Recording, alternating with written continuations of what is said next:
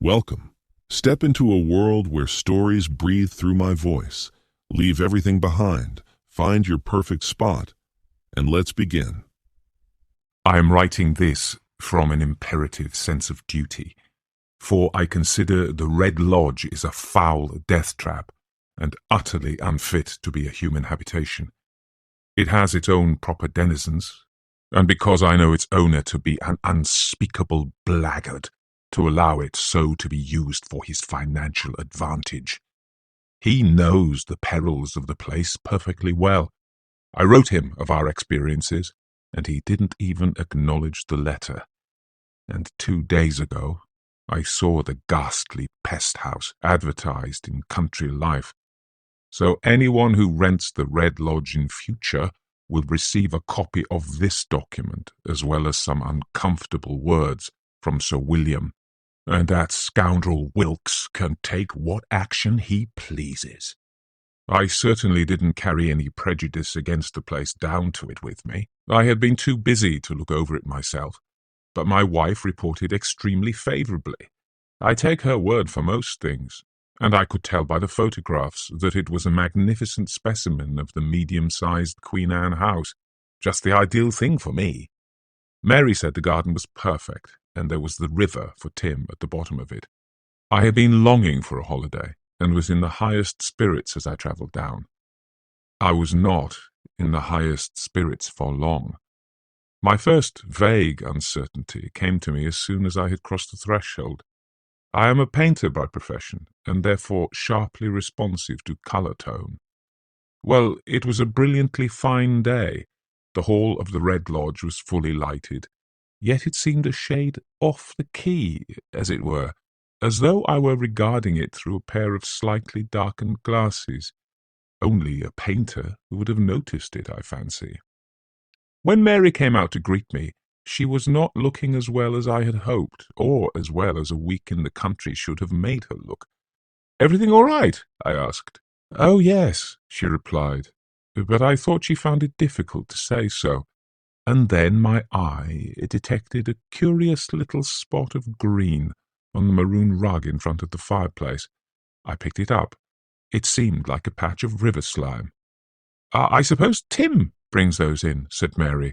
"I've found several. Of course he promises he doesn't." And then for a moment we were silent, and a very unusual sense of constraint seemed to set a barrier between us. I went out into the garden to smoke a cigarette before lunch, and sat myself down under a very fine mulberry tree. I wondered if, after all, I had been wise to have left it all to Mary. There was nothing wrong with the house, of course, but I am a bit psychic, and I always know the mood or character of a house. One welcomes you with the tail-writhing enthusiasm of a really nice dog, makes you at home and at your ease at once. Others are sullen, watchful, hostile, with things to hide. They make you feel that you have obtruded yourself into some curious affairs which are none of your business. I had never encountered so hostile, aloof, and secretive a living place as the Red Lodge seemed when I first entered it. Well, it couldn't be helped, though it was disappointing. And there was Tim coming back from his walk, and the luncheon gong. My son seemed a little subdued and thoughtful, though he looked pretty well, and soon we were all chattering away with those quick changes of key which occur when the respective ages of the conversationalists are 40, 33, and 6 1/2. And after half a bottle of Meursault and a glass of port, I began to think I had been a morbid ass. I was still so thinking when I began my holiday in the best possible way by going to sleep in an exquisitely comfortable chair under the mulberry tree. But I have slept better. I dozed off, but I had a silly impression of being watched, so that I kept waking up in case there might be someone with his eye on me. I was lying back and could just see a window on the second floor framed by a gap in the leaves, and on one occasion, when I woke rather sharply from one of these dozes, I thought I saw for a moment a face peering down at me. and this face seemed curiously flattened against the pane. Just a carryover from a dream, I concluded. However, I didn't feel like sleeping anymore, and began to explore the garden. It was completely walled in, I found, except at the far end, where there was a door leading through to a path which, running parallel to the right-hand wall, led to the river, a few yards away. I noticed on this door several of those patches of green slime for which Tim was supposedly responsible. It was a dark little corner, cut off from the rest of the garden by 2 rowan trees. A cool, silent little place, I thought it. And then it was time for Tim's cricket lesson, which was interrupted by the arrival of some infernal callers. But they were pleasant people, as a matter of fact. The local nuts, I gathered, who owned the manor house, Sir William Prowse and his lady and his daughter. I went for a walk with him after tea. "Who had this house before us?" I asked. "People called Hawker," he replied. "That was 2 years ago." "I wonder the owner doesn't live in it," I said. "It isn't an expensive place to keep up." Sir William paused, as if considering his reply. I think he dislikes being so near the river. I'm not sorry, for I detest the fellow. By the way, how long have you taken it for?" 3 months, I replied, till the end of October. "Well, if I can do anything for you, I shall be delighted. If you are in any trouble, come straight to me." He slightly emphasized the last sentence. I rather wondered what sort of trouble Sir William envisaged for me. Probably he shared the general opinion that artists are quite mad at times, and that when I had one of my lapses I should destroy the piece in some manner. However, I was duly grateful. I was sorry to find Tim didn't seem to like the river. He appeared nervous of it, and I determined to help him to overcome this, for the fewer terrors one carries through life with one, the better, and they can often be laid by delicate treatment in childhood. Curiously enough, the year before at Frinton he seemed to have no fear of the sea. The rest of the day passed uneventfully, at least I think I can say so. After dinner I strolled down to the end of the garden, meaning to go through the door and have a look at the river. Just as I got my hand on the latch, there came a very sharp, furtive whistle. I turned round quickly, but seeing no one, concluded it had come from someone in the lane outside. However, I didn't investigate further, but went back to the house. I woke up the next morning feeling a shade depressed. My dressing-room smelled stale and bitter, and I flung its windows open. As I did so, I felt my right foot slip on something. It was one of those small, slimy green patches. Now, Tim would never come into my dressing-room. An annoying little puzzle. How on earth had that patch, which question kept forcing its way into my mind as I dressed, how could a patch of green slime drop from something? From what? I am very fond of my wife. She slaved for me when I was poor, and always has kept me happy, comfortable, and faithful, and she gave me my small son Timothy. I must stand between her and patches of green slime. What in hell's name was I talking about? And it was a flaming fine day. Yet all during breakfast my mind was trying to find some sufficient reason for these funny little patches of green slime, and not finding it. After breakfast I told Tim I would take him out in a boat on the river. "Must I, Daddy?" he asked, looking anxiously at me. "No, of course not," I replied a trifle irritably, "but I believe you'll enjoy it." "Should I be a funk if I didn't come?" "No, Tim, but I think you should try it once, anyway." All right," he said. He's a plucky little chap and did his very best to pretend to be enjoying himself, but I saw it was a failure from the start. Perplexed and upset, I asked his nurse if she knew of any reason for this sudden fear of water. "No, sir," she said. "The first day he ran down to the river just as he used to run down to the sea, but all of a sudden he started crying and ran back to the house. It seemed to me he'd seen something in the water which frightened him." We spent the afternoon motoring round the neighbourhood, and already I found a faint distaste at the idea of returning to the house, and again I had the impression that we were intruding, and that something had been going on during our absence which our return had interrupted. Mary, pleading a headache, went to bed soon after dinner, and I went to the study to read. Directly I had shut the door, I had again that very unpleasant sensation of being watched. It made the reading of Sidgwick's The Use of Words in Reasoning, an old favourite of mine, which requires concentration, a difficult business. Time after time I found myself peeping into dark corners and shifting my position. And there were little sharp sounds, just the oak panelling cracking, I supposed. After a time I became more absorbed in the book and less fidgety, and then I heard a very soft cough just behind me. I felt little icy rays pour down and through me, but I would not look round, and I would go on reading. I had just reached the following passage.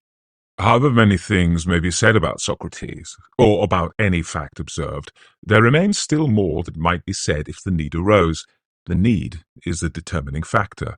Hence the distinction between complete and incomplete description, though perfectly sharp and clear in the abstract, can only have a meaning, can only be applied to actual cases, if it be taken as equivalent to sufficient description, the sufficiency being relative to some purpose. Evidently the description of Socrates as a man, scanty though it is, may be fully sufficient for the purpose of the modest inquiry whether he is mortal or not, when my eye was caught by a green patch, which suddenly appeared on the floor beside me, and then another, and another, following a straight line towards the door. I picked up the nearest one, and it was a bit of soaking slime. I called on all my willpower, for I feared something worse to come, and it should not materialize, and then no more patches appeared. I got up and walked deliberately, slowly to the door, turned on the light in the middle of the room, and then came back and turned out the reading lamp, and went to my dressing room. I sat down and thought things over. There was something very wrong with this house. I had passed the stage of pretending otherwise, and my inclination was to take my family away from it the next day. But that meant sacrificing £168, and we had nowhere else to go. It was conceivable that these phenomena were perceptible only to me, being half a Highlander. I might be able to stick it out if I were careful and kept my tail up, for apparitions of this sort are partially subjective. One brings something of oneself to their materialization. That is a hard saying, but I believe it to be true. If Mary and Tim and the servants were immune, it was up to me to face and fight this nastiness. As I undressed, I came to the decision that I would decide nothing then and there, and that I would see what happened. I made this decision against my better judgment, I think. In bed, I tried to thrust all this away from me by a conscious effort to change the subject, as it were. The easiest subject for me to switch over to is the myriad-sided, useless, consistently abused business of creating things, stories out of pens and ink and paper, representations of things and moods out of paint, brushes and canvas, and our own miseries, perhaps, out of wine, women, and song. With a considerable effort, therefore, and with the edges of my brain anxious to be busy with bits of green slime, I recalled an article I had read that day on a glorious word, Jugendbewegung, the youth movement, that pregnant or merely wind-swollen Teutonism. How ponderously it attempted to canonize with its polysyllabic sonority that inverted boy scoutishness of the said youths and maidens, one bad, mad deed, sonnet, scribble of some kind, lousy daub a day. Bunk without spunk, source without force, futurism without a past, merely a transition from one yelping pose to another. And then I suddenly found myself at the end of the garden, attempting desperately to hide myself behind a rowan tree, while my eyes were held relentlessly to face the door. And then it began slowly to open, and something which was horridly unlike anything I had seen before began passing through it, and I knew, it knew, I was there. And then my head seemed to burst and flamed asunder, splintered and destroyed, and I awoke, trembling, to feel that something in the darkness was poised an inch or two above me, and then drip, drip, drip, something began falling on my face. Mary was in the bed next to mine, and I would not scream, but flung the clothes over my head, my eyes streaming with the tears of terror, and so I remained cowering until I heard the clock strike 5, and dawn, the ally I longed for, came, and the birds began to sing. And then I slept. I awoke a wreck, and after breakfast, feeling the need to be alone, I pretended I wanted to sketch and went out into the garden. Suddenly I recalled Sir William's remark about coming to see him if there was any trouble. Not much difficulty in guessing what he had meant. I'd go and see him about it at once. I wished I knew whether Mary was troubled too. I hesitated to ask her, for if she were not, she was certain to become suspicious and uneasy if I questioned her. And then I discovered that while my brain had been busy with its thoughts, my hand had also not been idle, but had been occupied in drawing a very singular design on the sketching block. I watched it as it went automatically on. Was it a design or a figure of some sort? When had I seen something like it before? My God, in my dream last night. I tore it to pieces and got up in agitation and made my way to the manor house along a path through tall, bowing, stippled grasses hissing lightly in the breeze. My inclination was to run to the station and take the next train to anywhere, pure, undiluted panic, an insufficiently analyzed word, that which causes men to trample on women and children when death is making his choice. Of course, I had Mary and Tim and the servants to keep me from it, but supposing they had no claim on me, should I desert them? No, I should not. Why? Such things are not done by respectable inhabitants of Great Britain, a people despised and respected by all other tribes, despised as Philistines, but it took the jawbone of an ass to subdue that hardy race.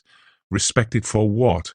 Birkenhead stuff. No, not the noble lord, for there were no glittering prizes for those who went down to the bottom of the sea in ships. My mind deliberately restricting itself to such highly debatable jingoism, I reached the manor house, to be told that Sir William was up in London for the day, but would return that evening. Would he ring me up on his return? Yes, sir. And then, with lagging steps, back to the Red Lodge. I took Mary for a drive in the car after lunch. Anything to get out of the beastly place. Tim didn't come, as he preferred to play in the garden. In the light of what happened, I suppose I shall be criticized for leaving Tim alone with the nurse, but at that time I held the theory that these appearances were in no way malignant, and that it was more than possible that even if Tim did see anything, he wouldn't be frightened, not realizing it was out of the ordinary in any way. After all, nothing that I had seen or heard, at any rate during the daytime, would strike him as unusual. Mary was very silent, and I was beginning to feel sure, from a certain depression and oppression in her manner and appearance, that my trouble was hers. It was on the tip of my tongue to say something, but I resolved to wait until I had heard what Sir William had to say. It was a dark, sombre, and brooding afternoon, and my spirits fell as we returned for home. What a home! We got back at 6, and I had just stopped the engine and helped Mary out when I heard a scream from the garden. I rushed round to see Tim, his hands to his eyes, staggering across the lawn, the nurse running behind him, and then he screamed again and fell. I carried him into the house and laid him down on the sofa in the drawing-room, and Mary went with him. I took the nurse by the arm and out of the room. She was panting and crying down a face of chalk. "What happened? What happened?" I asked. "I don't know what it was, sir, but we had been walking in the lane and had left the door open. Master Tim was a bit ahead of me and went through the door first, and then he screamed, like that." "Did you see anything that could have frightened him?" "No, sir, nothing." I went back to them. It was no good questioning Tim, and there was nothing coherent to be learned from his hysterical sobbing. He grew calmer presently and was taken up to bed. Suddenly he turned to Mary and looked at her with eyes of terror. "The green monkey won't get me, will it, Mummy?" No, it's all right now," said Mary. And soon after he went to sleep, and then she and I went down to the drawing-room. She was on the border of hysteria herself. "Oh, Tom, what is the matter with this awful house? I'm terrified. Ever since I've been here, I've been terrified." "Do you see things?" "Yes," I replied. "Oh, I wish I'd known. I didn't want to worry you if you hadn't. Let me tell you what it's been like. On the day we arrived, I saw a man pass ahead of me into my bedroom. Of course, I only thought I had. And then I've heard beastly whisperings. And every time I pass that turn in the corridor, I know there's someone just round the corner. And then, the day before you arrived, I woke suddenly and something seemed to force me to go to the window, and I crawled there on hands and knees and peeped through the blind. It was just light enough to see. And suddenly I saw someone running down the lawn, his or her hands outstretched, and there was something ghastly just beside him, and they disappeared behind the trees at the end. I'm terrified every minute." "What about the servants?" "Nurse hasn't seen anything, but the others have, I'm certain. And then there are those slimy patches. I think they're the vilest of all. I don't think Tim has been troubled till now, but I'm sure he's been puzzled and uncertain several times." "Well," I said, "it's pretty obvious we must clear out. I'm seeing Sir William about it tomorrow, I hope, and I'm certain enough of what he'll advise. Meanwhile, we must think over where to go. It's a nasty jar, though. I don't mean merely the money, though that's bad enough, but the fuss, just when I hoped we were going to be so happy and settled. However, it's got to be done. We should be mad after a week of this filth-drenched hole." Just then the telephone bell rang. It was a message to say Sir William would be pleased to see me at 10:30 tomorrow. With the dusk came that sense of being watched, waited for, followed about, plotted against, an atmosphere of quiet, hunting malignancy. A thick mist came up from the river, and as I was changing for dinner, I noticed the lights from the windows seemed to project a series of swiftly changing pictures on its grey, crawling screen. The one opposite my window, for example, was unpleasantly suggestive of three figures staring in and seeming to grow nearer and larger. The effect must have been slightly hypnotic, for suddenly I started back, for it was as if they were about to close on me. I pulled down the blind and hurried downstairs. During dinner, we decided that unless Sir William had something very reassuring to say, we would go back to London 2 days later and stay at a hotel till we could find somewhere to spend the next 6 weeks. Just before going to bed, we went up to the night nursery to see if Tim was all right. This room was at the top of a short flight of stairs. As these stairs were covered in green slime, and there was a pool of the muck just outside the door, we took him down to sleep with us. The permanent occupants of the Red Lodge waited till the light was out. But then I felt them come, thronging, slipping in one by one, their weapon, fear. It seemed to me they were massed for the attack. A yard away, my wife was lying with my son in her arms. So I must fight. I lay back, gripped the sides of the bed, and strove with all my might to hold my assailants back. As the hours went by, I felt myself beginning to get the upper hand, and a sense of exultation came to me. But an hour before dawn, they made their greatest effort. I knew that they were willing me to creep on my hands and knees to the window and peep through the blind, and that if I did so, we were doomed. As I set my teeth and tightened my grip till I felt racked with agony, the sweat poured from me.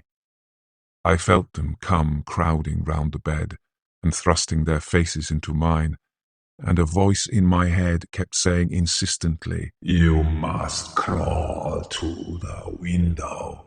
and look through the blind.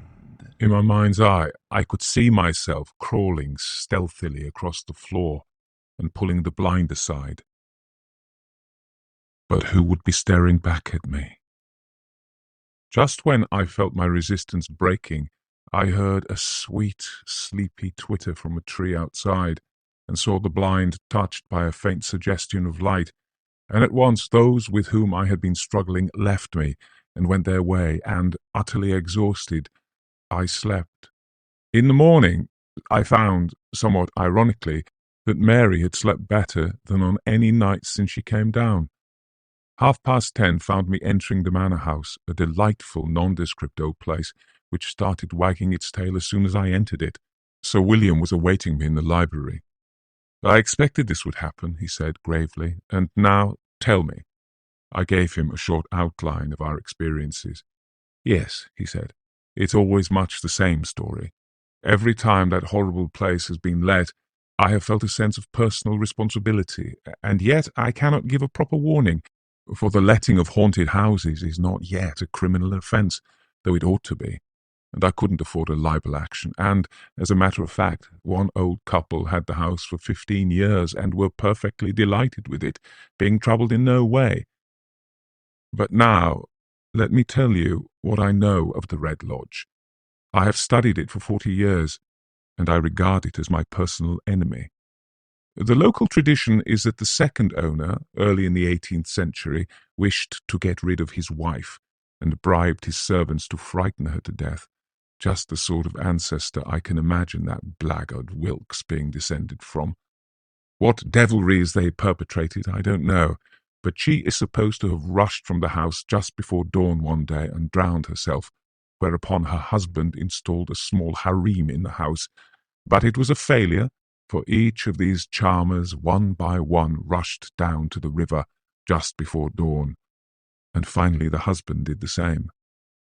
Of the period between then and 40 years ago, I have no record, but the local tradition has it that it was the scene of tragedy after tragedy, and then was shut up for a long time. When I first began to study it, it was occupied by two bachelor brothers. One shot himself in the room which I imagine you use as your bedroom, and the other drowned himself in the usual way. I may tell you that the worst room in the house, the one the unfortunate lady is supposed to have occupied, is locked up. You know, the one on the second floor. I imagine Wilkes mentioned it to you. Yes, he did, I replied. Said he kept important papers there. Yes, well, he was forced in self-defense to do so 10 years ago, and since then the death rate has been lower, but in those 40 years 20 people have taken their lives in the house or in the river, and 6 children have been drowned accidentally. The last case was Lord Passover's butler in 1924. He was seen to run down to the river and leap in. He was pulled out, but had died of shock. The people who took the house 2 years ago left in a week and threatened to bring an action against Wilkes, but they were warned they had no legal case. And I strongly advise you, more than that, implore you to follow their example, though I can imagine the financial loss and great inconvenience, for that house is a death trap. I will, I replied. I forgot to mention one thing. When my little boy was so badly frightened, he said something about a green monkey. He did, said Sir William sharply. Well then, it is absolutely imperative that you should leave at once. You remember I mentioned the death of certain children. Well, in each case they have been found drowned in the reeds just at the end of that lane, and the people about here have a firm belief that the green thing, or the green death, it is sometimes referred to as the first and sometimes as the other, is connected with danger to children. Have you ever seen anything yourself? I asked.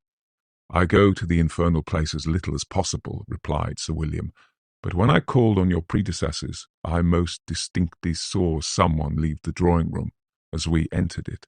Otherwise, all I have noted is a certain dream which recurs with curious regularity. I find myself standing at the end of the lane and watching the river, always in a sort of brassy half-light, and presently something comes floating down the stream. I can see it jerking up and down, and I always feel passionately anxious to see what it may be. At first I think it is a log, but when it gets exactly opposite me, it changes its course and comes towards me. And then I see that it is a dead body, very decomposed. And when it reaches the bank, it begins to climb up towards me. And then, I am thankful to say, I always awake. Sometimes I have thought that one day I shall not wake just then, and that on this occasion something will happen to me, but that is probably merely the silly fancy of an old gentleman who has concerned himself with these singular events rather more than is good for his nerves. That is obviously the explanation, I said, and I am extremely grateful to you. We will leave tomorrow. But don't you think we should attempt to devise some means by which other people may be spared this sort of thing, and this brute Wilkes be prevented from letting the house again? I certainly do so, and we will discuss it further on some other occasion. And now, go and pack. A very great and charming gentleman, Sir William, I reflected, as I walked back to the Red Lodge. Tim seemed to have recovered excellently well, but I thought it wise to keep him out of the house as much as possible, so while Mary and the maids packed after lunch, I went with him for a walk through the fields. We took our time, and it was only when the sky grew black and there was a distant rumble of thunder and a menacing little breeze came from the west that we turned to come back.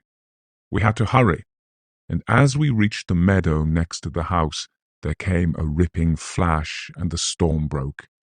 We started to run for the door into the garden when I tripped over my bootlace, which had come undone, and fell. Tim ran on. I had just tied the lace and was on my feet again when I saw something slip through the door. It was green, thin, tall. It seemed to glance back at me, and what should have been its face was a patch of soused slime. At that moment Tim saw it, screamed, and ran for the river. The figure turned and followed him, and before I could reach him, hovered over him. Tim screamed again and flung himself in. A moment later I passed through a green and stenching film and dived after him. I found him, writhing in the reeds, and brought him to the bank. I ran with him in my arms to the house, and I shall not forget Mary's face as she saw us from the bedroom window. By 9 o'clock we were all in a hotel in London, and the Red Lodge was an evil, fading memory. I shut the front door when I had packed them all into the car. As I took hold of the knob, I felt a quick and powerful pressure from the other side, and it shut with a crash. The permanent occupants of the Red Lodge were in sole possession once more. I hope you felt every word of this journey, just as deeply as I felt telling it to you. If you want to stay part of the story, hit subscribe and ring the bell. Something even more captivating is already on its way. Until next time.